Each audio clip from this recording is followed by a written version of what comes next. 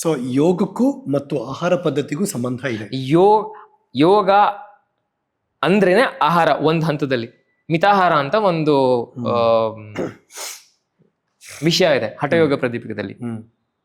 ಮಿತಾಹಾರ ಅಂತ ಹೇಳಿದ್ರೆ ಮಿತವಾಗಿ ಆಹಾರ ಸೇವನೆ ಮಾಡೋದು. ಏನನ್ನ ಸಹಜವಾಗಿ ಪಚನೆ ಆಗುವ ಆಹಾರವನ್ನ ಸೇವನೆ ಮಾಡಿದ್ರೆ ಅರ್ಧ ಹೊಟ್ಟೆ ಮಾತ್ರ ಆಹಾರ ಸೇವನೆ ಮಾಡಿ ಕಾಲ್ ಭಾಗ ನೀರು, ಕಾಲ್ ಭಾಗ ಪಚನೆ ಹಾಕಕ್ ಬಿಡ್ಬೇಕು ಅಂತ.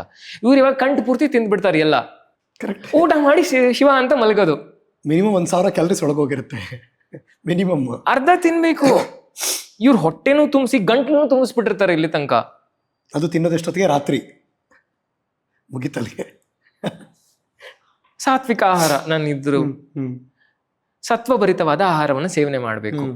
ಯಾವ ಪ್ರಾಣಿ ಪಕ್ಷಿಗಳಿಗೂ ಜೀವಿಗಳಿಗೂ ಹಾನಿ ಆಗಿರಬಾರ್ದು ಅಂತ ಆಹಾರ ಸೇವನೆ ಮಾಡಿ. ತರಕಾರಿಗಳು, ಹಣ್ಣು, ಕಾಳುಗಳು, ಬೇಳೆ ಇದೆಲ್ಲ ಧಾರಾಳವಾಗಿ ಸೇವನೆ ಮಾಡಿ. ಸಾತ್ವಿಕ ಇವಾಗಲೂ ಎಲ್ಲ ಬಹಳಷ್ಟು ಆಗ್ತದೆ. ಸತ್ವಭರಿತ ಆಹಾರವನ್ನು ಸೇವನೆ ಮಾಡಿ. ಸತ್ವಭರಿತ ಆಹಾರವನ್ನು ಸೇವನೆ ಎಲ್ಲ ತಿನ್ನೋದೆಲ್ಲ ಸಾತ್ವಿಕ. ಮಾಡೋ ಕೆಲಸ ಆಲೋಚನೆ ಎಲ್ಲ ರಾಜಸಿಕ, ತಾಮಸಿಕ. ದಿನ 3 ಹೊತ್ತು ಸಾತ್ವಿಕ ಆಹಾರ ತಿನ್ನೋದು, 10 ಅವರ್ ಮಲ್ಕೊಳ್ಳೋದು, ಏನ್ ಪ್ರಯೋಜನ? ಸೊ ಎಲ್ಲ ಬ್ಯಾಲೆನ್ಸ್ ಮಾಡ್ಬೇಕು. ಹೌದು. What about non veg? ಅಧ್ಯಾತ್ಮ ಸಾಧನೆಯಲ್ಲಿದ್ರೆ, ಯೋಗ ಸಾಧನೆಯಲ್ಲಿದ್ದವ್ರು ನಾನು ಖಂಡಿತ ನನ್ನ ವಿದ್ಯಾರ್ಥಿಗಳಿಗಂತೂ ನಾನು ಬೇಡ ಅಂತಾನೆ ಹೇಳೋದು. ಮಾಂಸಾಹಾರ ಹೌದು. ಯೋಗ ಸಾಧನೆಗೆ ಬಂದವರು. ಹೌದು. ಅಥವಾ ಆಮೇಲೆ ಇದು ಬಿಕಾಸ್ ಅವರವರ ಇಚ್ಛೆ. ತುಂಬಾ ಜನ ತಿಂತಾರೆ. ಅವ್ರು ಯೋಗ ಮಾಡಿದ್ರೆ ಪರಿಣಾಮ ಬೀರಲ್ವಾ? ಹೇಗದು? ಶುರು ಹಂತದಲ್ಲಿ ನೀವ್ ಏನ್ ಆಹಾರ ಸೇವನೆ ಮಾಡ್ತೀರಾ ನಿಮ್ ಮನಸ್ಸು ಹಾಕಿ ಕೆಲಸ ಮಾಡುತ್ತೆ. What you it is how you think. ನಾವು ಏನೇನ್ ಆಹಾರ ಸೇವನೆ ಮಾಡ್ತೀವಿ ನಮ್ಮ ಮನಸ್ಸು ಅದೇ ರೀತಿ ಆಲೋಚನೆಗಳನ್ನ ಹೊರಗೆ ಹಾಕ್ತಾ ಹೋಗುತ್ತೆ. ಅದಕ್ಕೆ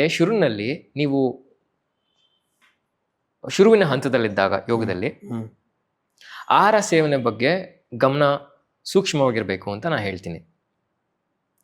ಯಾಕಂದ್ರೆ ಈ ಚಿಕ್ಕ ದೀಪದ ಒಂದು ಮಹತ್ವ ಚಿಕ್ಕ ರೂಮಲ್ಲಿಟ್ರೆ ಬಹಳಷ್ಟು ಪ್ರಯೋಜನ ಆಗುತ್ತೆ.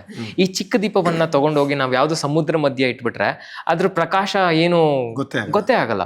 ಇವಾಗ ನಾವು ಹಾಗೆ ಇರೋದು, ವಿ ಆರ್ ವೆರಿ ಸ್ಮಾಲ್. ಇವಾಗ ಏನಂದ್ರೆ ನಾನು ಏನೋ ಒಂದು ಖಾರ ತಿಂತೀನ, ಹೊಟ್ಟೆ ಉರಿ ಬರುತ್ತೆ. ಬೇರೆ ಏನೋ ತಿಂತೀನ.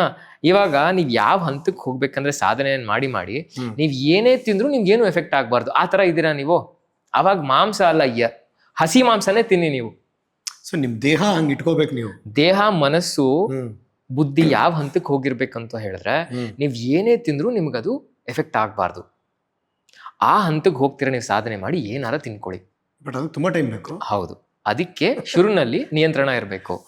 ಇವಾಗ ನಿಮ್ಗೂ ಗೊತ್ತು, ಚಿಕ್ಕ ಮಕ್ಳು ಇದ್ದಾಗ ನಾವು ಸಿಹಿ ಕೊಡಲ್ಲ, ಸ್ವೀಟ್ ಕೊಡಲ್ಲ, ಚಾಕ್ಲೇಟ್ ಕೊಡಲ್ಲ, ಚಿಪ್ಸ್ ಕೊಡಲ್ಲ, ಅದೇನೇನೋ ಅಂಗಡಿಗಳಲ್ಲಿ ಸಿಗುತ್ತಲ್ಲ ಅದೆಲ್ಲ ಕೊಡಲ್ಲ. ಯಾಕೆ? ನಮಗೆ ಗೊತ್ತು ಅದು ತಿನ್ನೋದ್ರಿಂದ ಏನಾಗುತ್ತೆ ಅಂತ. ನಾವು ಕಂಟ್ರೋಲ್ ಮಾಡ್ತೀವಿ. ದೊಡ್ಡವರಾದ್ಮೇಲೆ ಅವ್ರಿಗೆ ಗೊತ್ತಾಗುತ್ತೆ ಏನಕ್ಕೆ ನಮ್ಮ ತಂದೆ ತಾಯಿ ಇದನ್ನ ಕಂಟ್ರೋಲ್ ಮಾಡಿದ್ರು ಅಂತ. ಅದೇ ರೀತಿ ಇಲ್ಲೂ ಅಷ್ಟೆ. ಮಾಂಸ ತಿಂದಾಗ ನಿಮ್ಮ ಪ್ರಕೃತಿ, ನಿಮ್ಮ ಮುಖದ ಪ್ರಕೃತಿನೇ ಬದಲಾವಣೆ ಆಗತ್ತೆ. ನಿಮ್ಮ ಭಾವನೆಗಳು ಬದಲಾಗತ್ತೆ. ಇವಾಗ ನೀವೇನಾದ್ರೂ ತಿಂದ್ರೆ ಅದ್ರ ಗುಣಗಳು ನಿಮಗೆ ಬರುತ್ತೆ ಅಂತ ಒಂದು ಮಾತಿದೆ. ಇದು ನಂಬ್ತೀರಾ ನೀವು? ಇವಾಗ ತರಕಾರಿಗಳ ಸೇವನೆ ಮಾಡಿದಾಗ ತರಕಾರಿ ಗುಣಗಳು ಬರುತ್ತೆ ನಿಮಗೆ.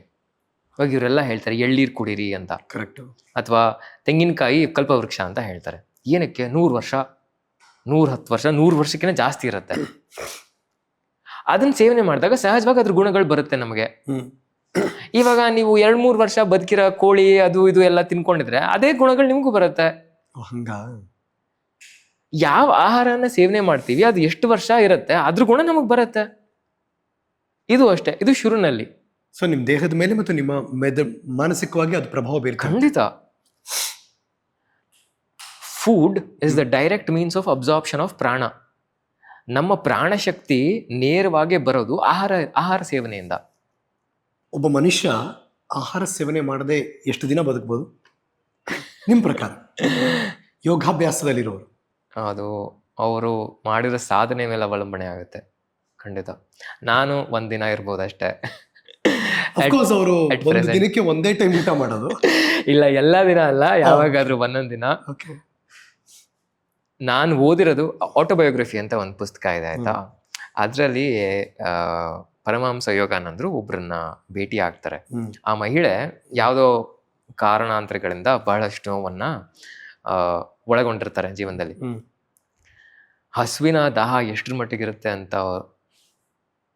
ಇರುತ್ತೆ ಅಂದ್ರೆ ಅವರಲ್ಲಿ ದೇವರಿಗೆ ಪ್ರಾರ್ಥನೆ ಮಾಡ್ತಾರೆ, ಆಯ್ತಾ, ನನಗೆ ಇನ್ನ ಬದುಕಿರೋ ತನಕ ನನಗೆ ಹಸುವನ್ನ ಭಾವನೆಯೇ ನನ್ನಲ್ಲಿ ಬರಬಾರ್ದು, ಆ ಥರ ನನಗೆ ವರ ಕೊಡು ಅಂತ. ಇದು ನಿಜವಾದ ಕತೆ. ಇವತ್ತಿಗೂ ನೀವು ಓದಿದ್ರೆ ತಿಳ್ಕೊತಾಗ ಹಸುವಿನ ಭಾವನೆ ಬರಬಾರ್ದು, ಹಸುವಿನ ಭಾವನೆನೇ ಬರಬಾರ್ದು, ಹಸುವಿನ ತವಕನೂ ಬರಬಾರ್ದು, ಹಸಿವೇ ಇರಬಾರ್ದು ನನ್ನಲ್ಲಿ.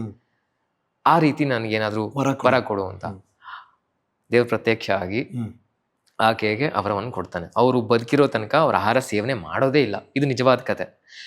ಆಟೋಬಯೋಗ್ರಫಿ ಆಫ್ ಯೋಗಿ ಅಂತ ಪರಮಹಂಸ ಯೋಗಾನಂದರು ಬರ್ತಿರೋ ಪುಸ್ತಕ ಇದೆ, ಅದ್ರಲ್ಲಿ ನೀವು ಓದಿ.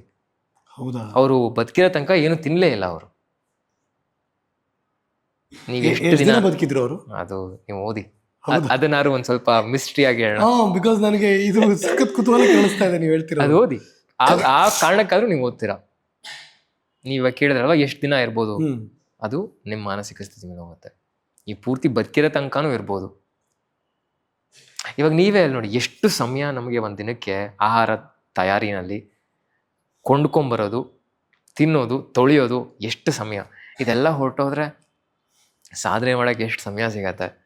ಹಂಗ ಆ ಥರ ಯೋಚನೆ ಮಾಡಿದಾರೆ ಅಲ್ವಾ? ನೀವೇ ನೋಡಿ, ಇವಾಗ ಸನ್ಯಾಸಿಗಳಿಗೆ ಅಡಿಗೆ ಮಾಡೋ ಹಕ್ಕಿಲ್ಲ, ಆಯ್ತಾ, ಇಲ್ಲ ಭಿಕ್ಷೆ ಬೇಡ ತಿನ್ಬೇಕು, ಇಲ್ಲ ಯಾರಾದ್ರೂ ಕೊಟ್ರೆ ತಿನ್ಬೇಕು. ಏನಕ್ಕೆ ಅದನ್ನ ಹಾಗೆ ಮಾಡಿದ್ರು ಅಂತ ಹೇಳಿದ್ರೆ, ಸಾಧನೆ ಮೇಲೆ ಗಮನ ಕೊಡಿ, ಊಟ ತಿಂಡಿ ಮೇಲಲ್ಲ. ಹೌದು. ಸೊ ನೀವು ತಿನ್ನುವುದಕ್ಕೋಸ್ಕರ ಬದುಕಿರಬೇಡಿ, ಬದುಕುವುದಕ್ಕೋಸ್ಕರ ತಿನ್ನಿ ಅಂತ. ಅದನ್ನ ಸುಮ್ಮನೆ ತಮಾಷೆ ಲೈಟಾಗಿ ಹೇಳ್ಬಿಡ್ತಾರೆ ಜನ, ಬಟ್ ತುಂಬಾ ಸೀರಿಯಸ್ ಮ್ಯಾಟರ್ ಅದು ಅಂತ. ಆದ್ರೆ ಇವಾಗ ದೇಹವನ್ನ ಗಟ್ಟಿಯಾಗಿ ಇಟ್ಕೊಳಕ್ಕೆ ಮಾನಸಿಕವಾಗಿ ದೃಢತೆ ಬೇಕು ಅಂತ ಹೇಳಿದ್ರು ಆಹಾರ ಸೇವನೆ ಜನ ಹಂಗೆ ಯೋಚನೆ ಮಾಡಲ್ಲ. ಬದುಕಿದೀವಿ ಗುರು, ಇಷ್ಟ ಏನು ತಿನ್ಬೇಕು ಚೆನ್ನಾಗಿ ನಾವು ಅಂತಾರೆ ತುಂಬಾ ಜನ. ಇವಾಗ ಆರೋಗ್ಯದ ಕಡೆ ಗಮನ ಕೊಡಬೇಕು. ಹೌದು, ವೆರಿ ಇಂಪಾರ್ಟೆಂಟ್. ಮುಂಚೆ ಹಂಗಿಲ್ಲ. ಇವಾಗ ನ್ಯೂಟ್ರಿಷನಲ್ ವ್ಯಾಲ್ಯೂನು ಎಲ್ಲ ಆಹಾರಗಳು ಏನೇನು ಸೇವನೆ ಮಾಡ್ತೀವಿ ಅದರಿಂದ ಕಮ್ಮಿ ಆಗ್ತಾ ಹೋಗ್ತಾ ಇದೆ. ಊಟ ತಿಂಡಿ ಮಾಡದೆ ಡಯಟ್ ಮಾಡ್ತೀವಿ, ಸಣ್ಣ ಆಗಬೇಕು. ನೆಮ್ಮದಿಯಾಗಿ ಅನ್ನ ತಿನ್ನಿ, ಹೊಟ್ಟೆಗೆ ಕಾರ್ಬ್ಸ್ ಒಳಗೋಗ್ಬಾರ್ದು, ಮುದ್ದೆ ತಿನ್ನಿ. ಅಲ್ಲ, ಕಾರ್ಬ್ಸ್ ಒಳಗೋಗ್ಬಾರ್ದು, ಪ್ರೋಟೀನೇ ತಿನ್ಬೇಕು. ಮರ್ಯಾದೆಯಿಂದ ಅನ್ನ ಊಟ ಮಾಡಿ, ಮುದ್ದೆ ತಿನ್ನಿ, ಗಂಜಿ ಕುಡೀರಿ, ತರಕಾರಿ ಪಲ್ಯ ತಿನ್ನಿ, ಫೈಬರ್ ರೊಟ್ಟಿ ತಿನ್ನಿ. ಸುಮ್ಮನೆ ನಾಟಕಗಳನ್ನ ಮಾಡಬೇಡಿ. ನಾನು ಇವತ್ತವರೆಗೂ ಏನ್ ಶೇಕು, ಡ್ರಿಂಕು, ಸೀಡ್ಸು ಏನೂ ತಿಂದಿಲ್ಲ. ಮನೇಲಿ ನಮ್ಮ ಮನೇಲಿ ಅದೆಲ್ಲ ಹೇಳಿದ್ರೆ ಬದಿತಾರೆ. ಏನೇನು ಅಡಿಗೆ ಮಾಡ್ತಾರೆ ಅದನ್ನ ಕಣ್ಣು ಗೊತ್ಕೊಂಡು ತಿನ್ನಿ. ಮೊದಲು ನಮ್ಮವ್ರು ಹಿಂಗ್ ನೋಡ್ತಿರ್ತಾರಲ್ಲ, ಅವಾಗ ನಿಮ್ಮ ಹೊಟ್ಟೆಯ ಬೊಜ್ಜು ಕರಗಬೇಕಾ, ಪ್ರತಿದಿನ ಈ ಡ್ರಿಂಕ್ ಕುಡೀರಿ. ಬೆಳಗ್ಗೆ ದಿನ ನಿಮ್ ಬೊಜ್ಜು ಕರಗಬೇಕಾ ದೇಹದಲ್ಲಿ, ಮರ್ಯಾದೆಯಿಂದ ಬೆಳಗ್ಗೆ ಬೇಗ ಎದ್ದೋಳಿ. ಎದ್ದು ಏನ್ ಕೆಲಸ ಮಾಡ್ಬೇಕು ಅದನ್ನ ಮಾಡಿ, ಅಭ್ಯಾಸ ಮಾಡಿ, ಪೌಷ್ಟಿಕಾಂಶ ಆಹಾರ ತಿನ್ನಿ, ದೇಹಕ್ಕೆ ಮರ್ಯಾದೆ ಕೊಡಕ್ ಶುರು ಮಾಡಿ. ಬೊಜ್ಜು ತಾನಾಗ್ ಕರಗುತ್ತೆ. ಎಲ್ಲ ಶೇಕ್ ಎಲ್ಲ ಕುಡಿಯೋದು, ಅದು ಅಲ್ಲೂ ಶೇಕ್ ಕುಡಿಯೋದು, ಅಲ್ಲ ನೋಡ್ಕೊಂಡು ಕುಡಿಯೋದು. ಜೀವನ ಶೈಲಿ ಬದಲಾಯಿಸ್ಕೊಳ್ಳಿ. ಎಲ್ಲ ಇರಬರ ಶೇಕ್ ಎಲ್ಲ ಕುಡಿದು ಇರಬರ ಡ್ರೆಸ್ ಎಲ್ಲ ತಗೊಂಡು ಬರೀ ವಾರ್ಡ್ರೋಬಲ್ ಇಟ್ರೆ ಏನ್ ಪ್ರಯೋಜನ? ಸಣ್ಣ ಆದ್ಮೇಲೆ ಹಾಕೊಳ್ಳ ಇಟ್ಟಿರ್ತಾರೆ ತುಂಬಾ ಜನ. ಎಲ್ಲ ಬದಲಾಗಬೇಕು. ನೀವು ಬರೀ ಆಹಾರ ಮಾತ್ರ ಬದಲಾಯಿಸ್ಕೊಂಡು ನನ್ನ ಜೀವನ ಎಲ್ಲ ಬದಲಾಯಿಸ್ಕೊತೀನಿ, ಒಂದು ತಾಸು ಯೋಗ ಹೋಗ್ತೀನಿ, ಎಲ್ಲ ಬದಲಾಗ್ಬಿಡುತ್ತೆ ನಂಗೆ 3 ತಿಂಗಳಲ್ಲಿ ಅಂದ್ರೆ ಸಾಧ್ಯ. ಯೋಗದ ಜೊತೆಗೆ ಬದುಕುವ ಕ್ರಮ, ಬದುಕುವ ಶೈಲಿ ಬದಲಾಗಬಹುದು. ಇದು ಜೀವನ ಶೈಲಿನೇ. ಇವಾಗ ಸನಾತನ ಧರ್ಮದಲ್ಲೂ ಅವ್ರು ಅದೇ ಹೇಳೋದು. ಇದು ಏನಂದ್ರೆ ಬದುಕೋ ರೀತಿ. ಇವ್ರು ಅದನ್ನೇ ಮರ್ತೋಗ್ಬಿಟ್ಟಿದ್ದಾರೆ.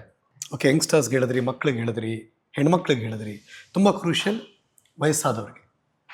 ವಯಸ್ಸಾದ್ಮೇಲೆ ಸತ್ಯವಾಗ್ಲೂ ಹೇಳ್ತೀನಿ, ಜಾಸ್ತಿ ದೇಹಕ್ಕೆ ಶ್ರಮ ಕೊಡಕ್ ಆಗೋದಿಲ್ಲ ಅವ್ರಗಳಿಗೆ. ಹೌದು. ಆದ್ರೆ ಇನ್ನ ದೈಹಿಕವಾಗಿ ದೇಹ ಹದಗೆಡದೆ ಇರೋ ಹಾಗೆ ಅಭ್ಯಾಸಗಳನ್ನು ಮಾಡ್ಬೋದು. ಇದನ್ನ ಅನುಸರಿಸ್ಬೇಕು ಅಂದ್ರೆ ಮುಖ್ಯವಾಗಿ ಖಂಡಿತವಾಗ್ಲೂ ಅವರು ಮೊದಲನೇದಾಗಿ ಮಾಡ್ಬೇಕಾಗಿರೋದು ಆಹಾರ ಸೇವನೆ ನಿಧಾನ ಕಮ್ಮಿ ಮಾಡ್ಕೋತಾ ಬರ್ಬೇಕು. ಮೊದಲಷ್ಟು ತಿನ್ನಕ್ ಆಗಲ್ಲ ಬಿಡಿ, ಬಹಳ ಮುಖ್ಯ. ಕರೆಕ್ಟ್. ಇವಾಗ ನೀವು 60-70 ಆದ್ರೂ ನೀವು ದಿನಕ್ಕೆ 3 ಹೊತ್ತು 4 ಹೊತ್ತು ಹಿಂಗ್ ಕೂತು ತಟ್ಟೆಲಿ ಗೋಪುರ ಹಾಕೊಂಡು ನೀವು ತಿಂದ್ರೆ ಎಗರೋಗುತ್ತೆ ದೇಹ. ಸತ್ಯವಾಗ್ಲೂ ಹೇಳ್ತೀನಿ, ಆಹಾರ ಸೇವನೆ ನಿಧಾನ ಕಮ್ಮಿ ಮಾಡ್ತಾ ಬನ್ನಿ. ಅದು ಬಹಳ ಮೊದಲನೇ ಕಾರ್ಯ.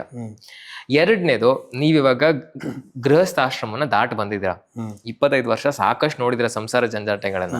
60 ವರ್ಷ 70 ವರ್ಷ ಆದ್ರೂ ಮನೇಲಿ ಮೈಕ್ರೋ ಮ್ಯಾನೇಜ್ ಮಾಡೋದು ಬಿಟ್ಬಿಡಿ ನೀವು.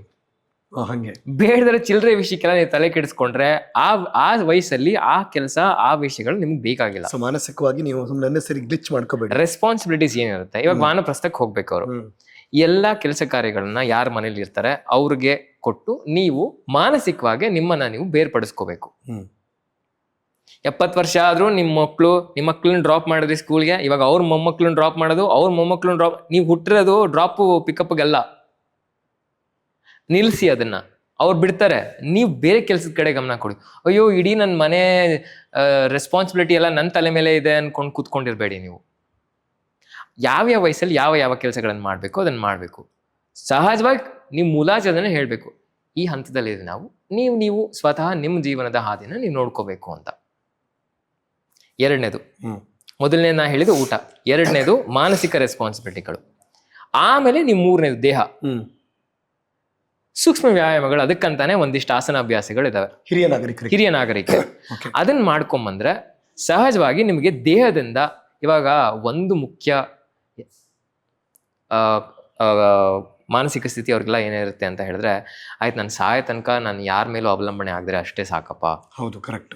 ಡಿಪೆಂಡೆನ್ಸಿ ಬೇಡ ಅಂತ. ನಾನು ಓಡಾಡ್ಕೊಂಡಿರ್ತೀನಿ, ಯಾರ್ದು ಕೈ ಕೆಳಗೆ ನಾನು ಇಡೋದು, ಅಷ್ಟಿದ್ರೆ ಅವ್ರಿಗೆ ಅದೇ ದೊಡ್ಡ ಸಾಧನೆ. ಕರೆಕ್ಟ್. ಅದಕ್ಕಂತಾನೆ ಒಂದಿಷ್ಟು ಅಭ್ಯಾಸಗಳಿದಾವೆ. ಕೈ ಕಾಳುಗಳು ಗಟ್ಟಿ ಇರಬೇಕು, ಸಹಜವಾಗಿ ಮೂಳೆಗಳೆಲ್ಲ ಸವಿತಾ ಇರುತ್ತೆ. ಕರೆಕ್ಟ್. ಅದನ್ನ ಗಟ್ಟಿಯಾಗಿ ಇಟ್ಕೊಳ್ಳೋದು ಹೇಗೆ,